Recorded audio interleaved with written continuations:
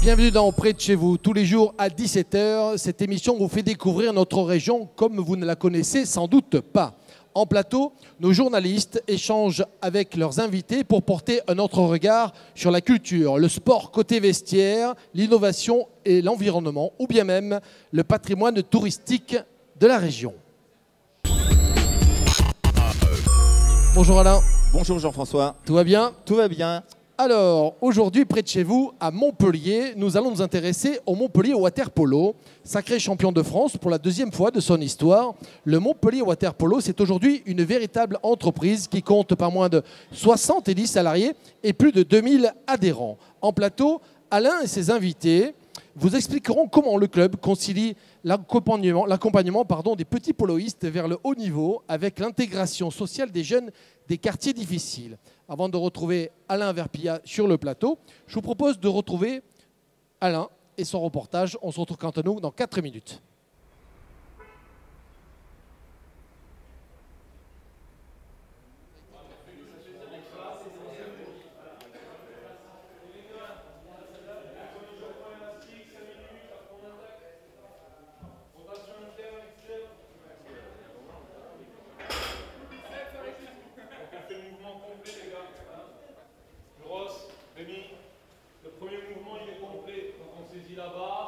Le water polo, c'est un sport collectif, mais c'est aussi un sport d'opposition.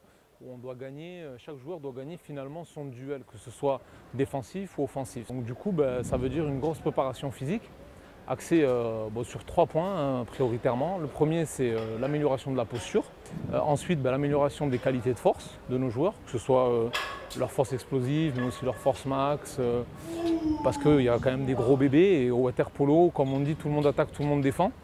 Et un de nos entre guillemets plus petits joueurs peut se retrouver face à la pointe adverse ou à un joueur beaucoup plus costaud. Donc c'est vrai que tous nos joueurs passent sur ce thème-là aussi. Et enfin, du coup, ces 2 points ils vont déboucher sur l'amélioration de la mobilité, alors qui se fait plus particulièrement dans l'eau en général. 400 nages au choix, différentes crawls.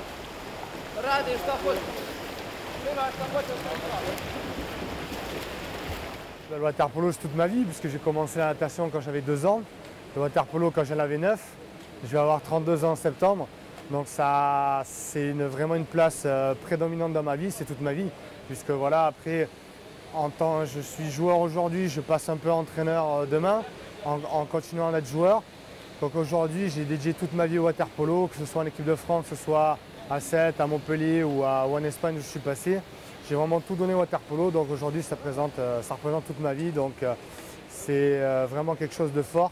Je continue à le vivre avec passion et avec dévouement, et comme j'ai toujours dit, surtout avec plaisir. Parce que le jour où je prendrai plus de plaisir à jouer, à venir à l'entraînement et à être avec mes potes, je pense qu'il sera le temps pour moi de tourner la page, mais pour l'instant c'est loin d'être le cas. Donc on va continuer comme ça. Allez Quentin, allez, grosse. 1,09,00.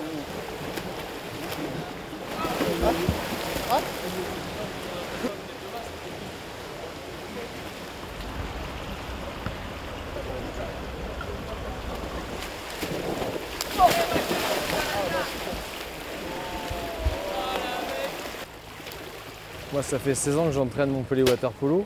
La plupart du temps, les entraîneurs passent 3-4 ans. Moi, j'essaye de durer. Bon, c'est pas évident. Ce qui est intéressant, c'est que les joueurs, on arrive à intégrer à chaque fois des jeunes. Alors souvent, il y a 5 vieux, 5 moyens et 5 jeunes. Ça permet aussi d'avoir un turnover et de ne pas être cloué qu'avec une équipe. Que quand il y a un cycle qui est terminé, c'est l'entraîneur qui dégage, parce que la plupart du temps, ça coûte moins cher de virer l'entraîneur que les joueurs. Là, prends un shooter, tu feras après. Le Montpellier Water Polo, c'est la fameuse piscine olympique d'Antigone, qui est le fer de lance, je dirais, de l'équipe, puisqu'on arrive à remplir cette piscine avec plus de 2000 spectateurs sur pas mal de matchs sur l'année. Le Montpellier Water Polo, c'est plus de 2000 membres et 70 salariés qui permettent à l'ensemble de ces membres de faire de la natation, du water polo, de l'aquagym et aussi de la formation à travers le BNSSA et le brevet de maître nageur.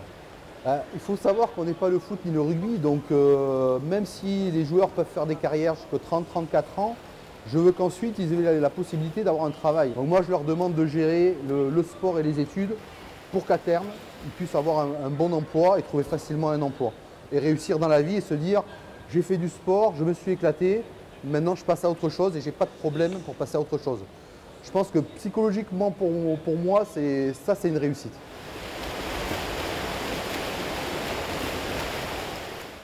Le reportage que nous venons de voir nous a permis de rentrer dans le quotidien d'une équipe professionnelle de haut niveau. Mais le Montpellier Water Polo, ce n'est pas que du haut niveau. En effet, le club a également une vocation d'insertion et de solidarité, car le sport, c'est aussi un vecteur d'intégration sociale. Pour en parler, je reçois aujourd'hui Mohamed Assami. Bonjour Mohamed. Bonjour. Alors vous êtes directeur sportif du Montpellier Taekwondo. Tout à fait. Et Kamel Aïtmedi. Bonjour. Bonjour. Vous êtes l'entraîneur adjoint, comme on a pu le voir dans le film, l'entraîneur adjoint du Montpellier Water Polo, plus spécialement chargé de la préparation physique de l'équipe professionnelle. C'est ça, ouais. Préparation physique et traitement statistique. Alors donc, Kamel, on va commencer avec vous par une première question. Vous avez développé il y a quelques années un programme qui s'appelle le Grand Plongeon, en partenariat avec l'association Génération Paul Valéry. De quoi s'agit-il exactement ? Alors bon, c'est vrai que donc, je suis prioritairement préparateur physique de l'équipe pro et bon, je gère le traitement statistique des matchs, etc. de haut niveau. Mais ça fait un peu plus de 10 ans maintenant que je suis au club. Et parallèlement à ça, je suis responsable d'une action qu'on appelle le Grand Plongeon. C'est un partenariat donc, entre Génération Paul Valéry, qui est une association de quartier, le Montpellier Water Polo, qui est un club de haut niveau, et l'agglomération de Montpellier. Et donc ce programme permet, dans les piscines de quartier, pour les plus jeunes de faire de la natation, d'améliorer sa natation, pour les adolescents de passer le diplôme de surveillant sauveteur, et pour les adultes de pratiquer ou l'aquagym ou la natation. Et ça en fait à moitié prix, à moindre coût. Voilà. Qu'est-ce que vous voulez apporter exactement aux jeunes de ces quartiers sensibles de Montpellier ? En fait, c'est vrai que c'est du gagnant-gagnant parce que nous, de notre côté, moi, bon, en tant que responsable aussi de l'école de water polo pour le club, ça me permet effectivement, moi, de faire de la détection. Parce que comme disait notre président Christophe tout à l'heure pendant le reportage, on n'est ni le foot, ni le rugby, ni le hand. Et donc, du coup, ben, ça va être pour nous un vecteur de recrutement, de détection. Faut savoir que le club, en fait, le club tourne autour de valeurs de solidarité, de formation et de performance. Et en fait, on essaye toujours de rester dans ce cercle vertueux qui est donc au départ la solidarité, ensuite ben, la performance pour les enfants entre guillemets qui vont être les plus doués, et derrière ben, la professionnalisation. Parce que du coup, ben, pour les enfants qui vont être intéressés par les activités de la natation, on va leur proposer de passer le BNSSA, qui est un diplôme professionnalisant et qui va leur mettre, on va dire, le pied à l'étrier. Rappelez-nous ce que c'est le BNSSA. Alors c'est le brevet national de secourisme et de sauvetage aquatique. Alors nous, ça fait maintenant ben, le Grand Plongeon, on l'a mis en place en 2005-2006, donc ça fera bientôt 10 ans qu'on l'a mis en place. Et du coup, ben, on a effectivement certains qui se sont servis de ce diplôme pour simplement financer leurs études, d'autres jeunes issus des quartiers et moins jeunes qui par contre en ont fait leur métier, qui travaillent actuellement dans les piscines de Montpellier Agglomération, et d'autres qui s'en servent de manière saisonnière. Est-ce que ce programme permet de détecter de futurs champions qui pourront un jour évoluer au sein de l'équipe professionnelle ? Ah oui, effectivement, puisque donc, ben, on va dire qu'aujourd'hui, on a quasiment la moitié de l'effectif de l'école de water polo, donc qui représente les enfants qui ont 11 ans et 9 ans et moins. On a une cinquantaine d'enfants dans l'école de water polo et on va dire qu'on en a une bonne vingtaine qui sont qu'on a réussi entre guillemets à tirer du programme Grand Plongeon. Et, il faut savoir que ce programme peut regrouper durant l'été jusqu'à on a eu certains étés 150 enfants par animation. C'est un programme qui se déroule en 2 temps, durant l'année scolaire et durant la période des vacances d'été, c'est ça ? C'est exactement ça. On a 2 périodes, une période qu'on appelle scolaire et la période estivale.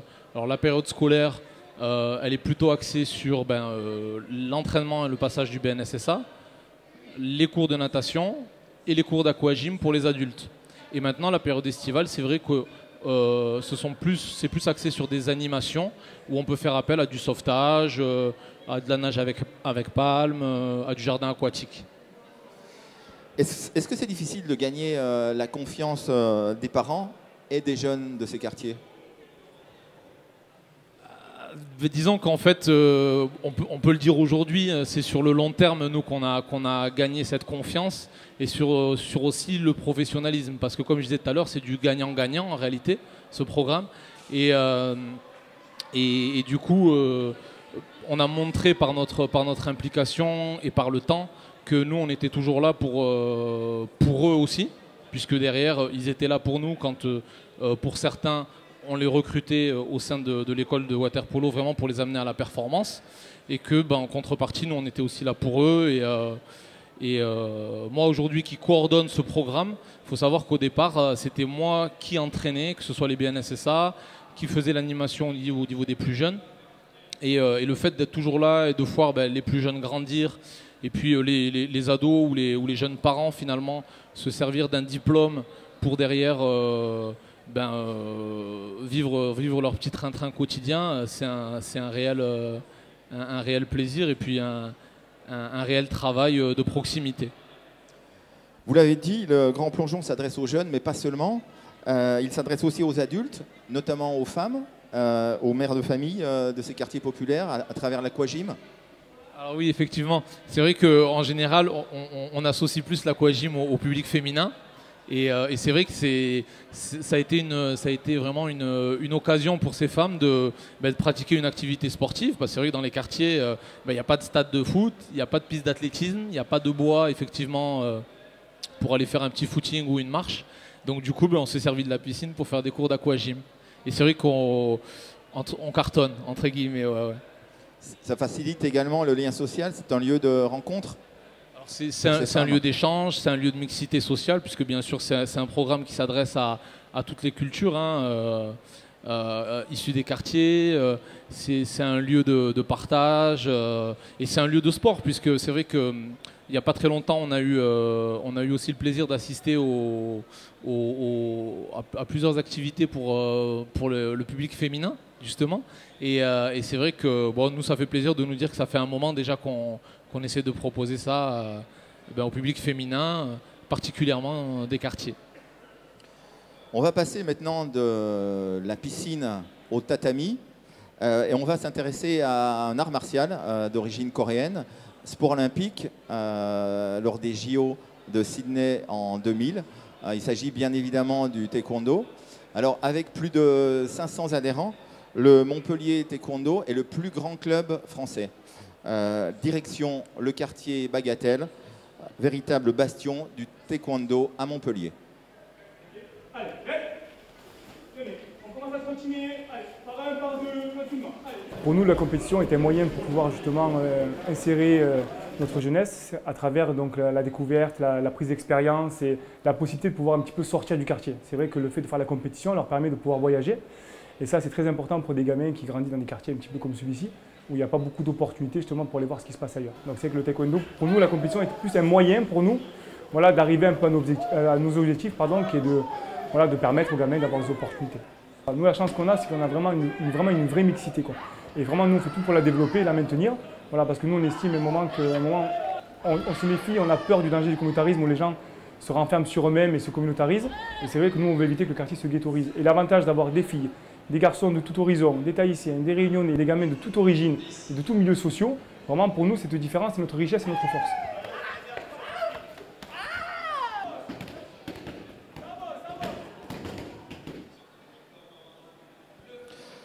Mohamed, donc vous êtes directeur sportif du Montpellier Taekwondo. Vous êtes le plus grand club français de taekwondo et depuis 2007, je crois, également le meilleur club de l'Hexagone. Tout à fait, effectivement, il y a une régularité depuis 2007 maintenant. En toute humilité, effectivement, on essaie de truster les podiums. On a cette année 10 champions de France. On a été sacré sur 3 catégories différentes champions de France par équipe, en senior, masculin, féminin et puis en junior. On a 3 athlètes qui sont en préparation olympique, dont 2 qui sont à l'INSEP. avec un gros espoir porté sur Yasmina Aziez, qui est numéro 2 mondial aujourd'hui.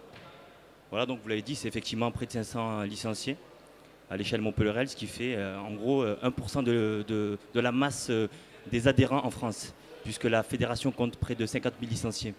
Et pourtant, au départ, je crois que le haut niveau n'était pas l'objectif principal de ce club. Tout à fait, effectivement. Au départ, c'était un club de quartier, donc situé au Val-de-Croze, le quartier de Bagatelle actuellement. Et on avait vocation, effectivement, à entraîner, à apporter une formation à travers cette discipline aux jeunes, essentiellement du quartier.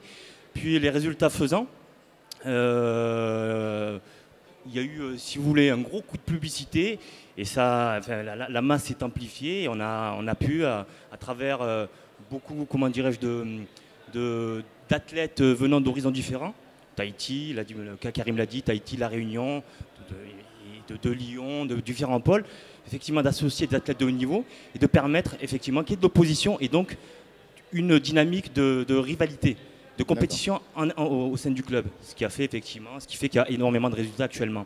De saine compétition au sein du club. Chez vous, justement, la compétition, je crois qu'elle est recommandée pour les jeunes.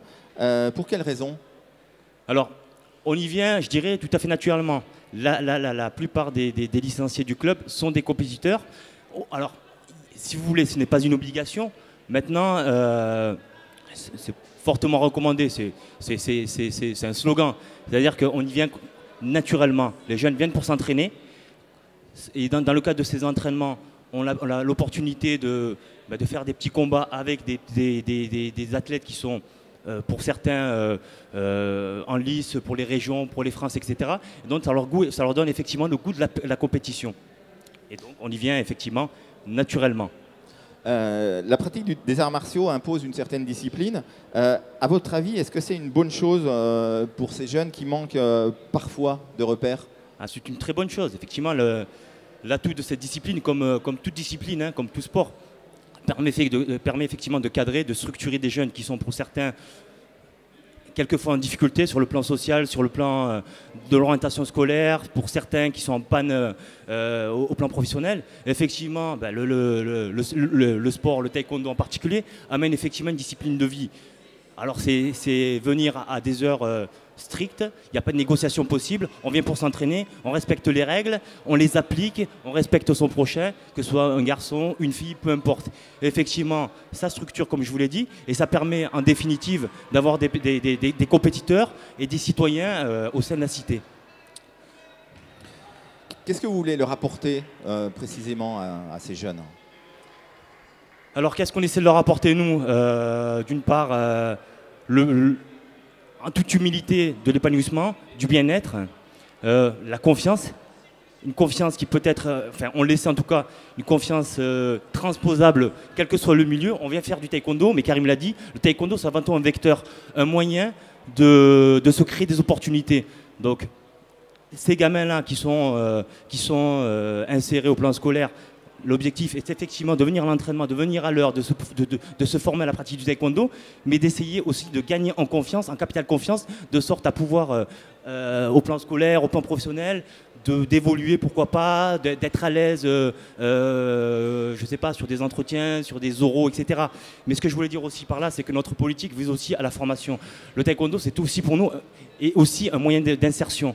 On a beaucoup d'athlètes, on a 24 athlètes de haut niveau sur le club, et on pense aussi reconversion. Raison pour laquelle on propose et on incite ces jeunes-là à s'inscrire dans des cursus style DEGEPS, donc brevet d'état d'éducateurs sportifs, qui permettent par la suite de se professionnaliser au plan du taekwondo, quoi, et par la suite donc d'entraîner, d'en faire son métier.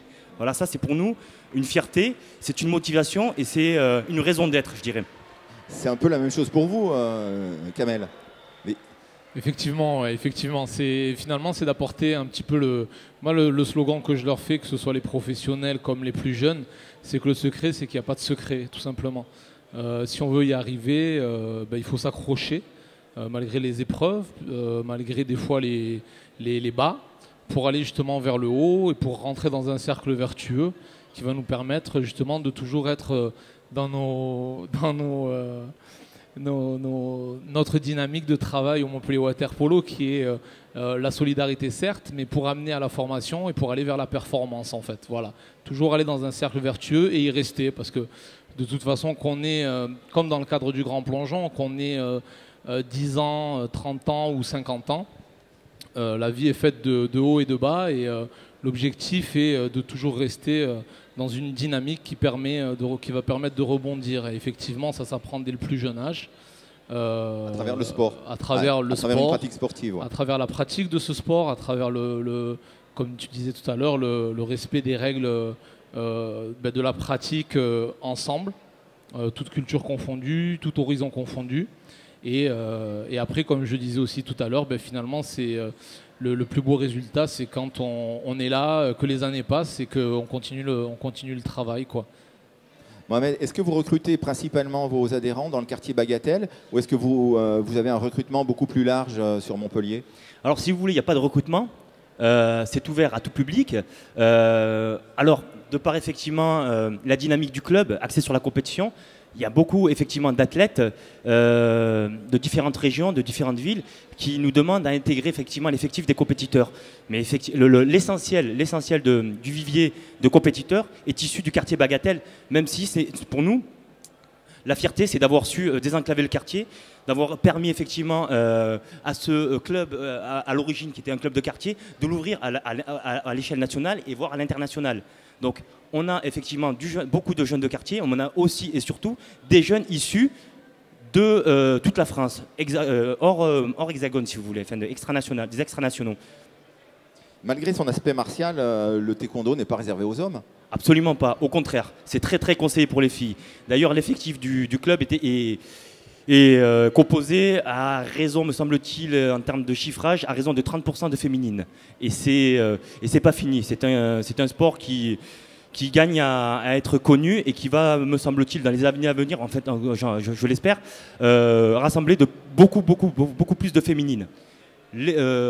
Pour information, aux derniers Jeux Olympiques, on avait 2 féminines en lice pour les JO, enfin, qui ont fait médaille, et pas de masculin.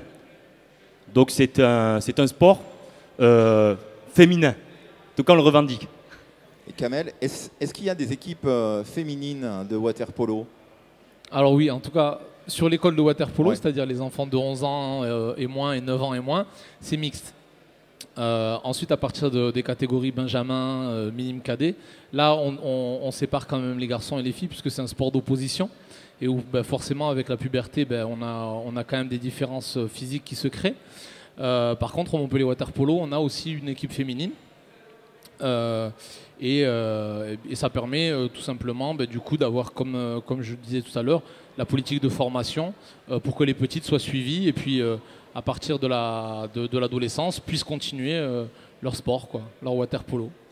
En conclusion, est-ce que vous diriez que le sport c'est le bon vecteur pour l'intégration sociale? Je pense que le sport c'est un des vecteurs pour l'intégration sociale. Après on peut pas non plus aller l'imposer à tout le monde et n'importe qui, mais effectivement je pense que c'est un des appuis qui va permettre, comme je disais tout à l'heure, de rester dans un cercle vertueux et finalement d'apprivoiser son rôle dans la société. C'est effectivement un des vecteurs sociaux, de par la conduite, l'hygiène de vie que le sport véhicule. En tout cas, ce qui est sûr, c'est que c'est le seul fait social total. Le sport, c'est comment vous dire, c'est le seul fait que l'on retrouve dans les différents continents. Pour ce qui est du taekwondo, c'est effectivement à l'échelle, en tout cas à l'échelle de la région, au niveau local, c'est un vecteur d'intégration sociale incontestablement. Eh bien, ce sera le mot de la fin. Je vous remercie beaucoup tous les deux d'avoir participé à cette émission et je vous souhaite bonne chance pour vos compétitions respectives. Merci beaucoup, très bientôt. Jean-François, je vous cède le micro. Merci messieurs, merci Alain pour tout près de chez vous, aujourd'hui consacré au sport, vous l'aviez compris. Une émission qu'on peut retrouver à la demande sur laregion.tv, y compris pour vous-même, vous verrez sur ce plateau, chez vous, depuis votre PC. On se donne rendez-vous tout à l'heure avec Dominique Laporte pour la petite leçon d'œnologie, ce sera à 18 h.